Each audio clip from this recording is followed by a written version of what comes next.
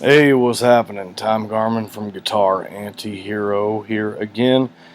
And in this video, we're going to look at the second part of our short little series on improvement versus maintenance when it comes to our guitar practice. We've already gone over part one, and we're going to wrap that up in this video today. All right? So, if you have been following along, we've been discussing the basic differences between practicing for the sake of improvement and practicing with the intent of keeping what we already have, otherwise known as the improvement and maintenance models, in a previous installment. And as mentioned before, the maintenance model is also driven by motivation, and although the same motivators are often present for both models, they're usually less obvious when we're working to maintain what we've already built. Now, this is completely the domain of doing it for its own sake and doing it because you have to or you're supposed to. And while this isn't always the most fun and it's not always what we dream of when we're formulating ideas of ruling the world with a guitar, it is necessary. It's absolutely necessary. And contrary to what others might tell you, doing this stuff for real isn't always fun or even moderately appealing.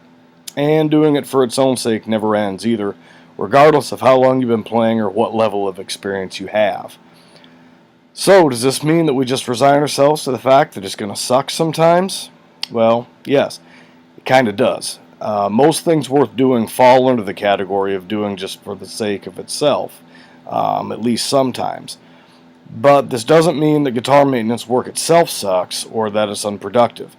In fact, we'll often make bigger gains and get more results from the maintenance model than by practicing for improvement, at least in terms of physical technique. Now, why is this?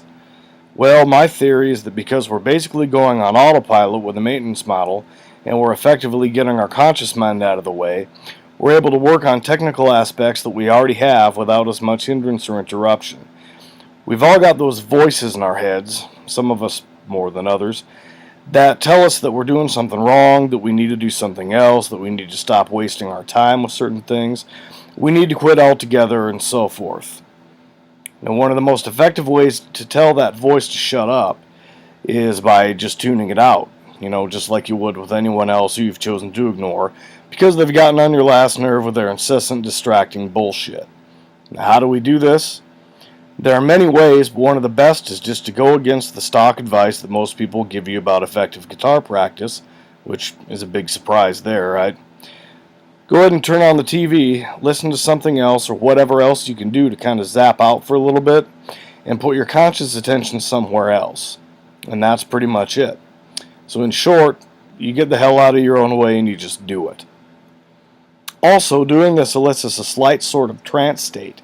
And by putting conscious attention elsewhere, the work that we do may sink deeper into the unconscious mind, making it more automatic and permanent. In reality, the majority of what we do as guitarists is unconscious, yet so many players focus on just the conscious, intellect-driven side of things, while ignoring the unconscious side altogether.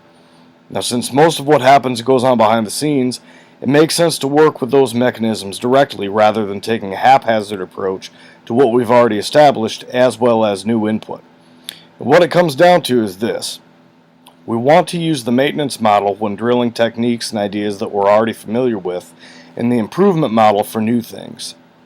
Do not use the maintenance model when working on new material or things you're still struggling with.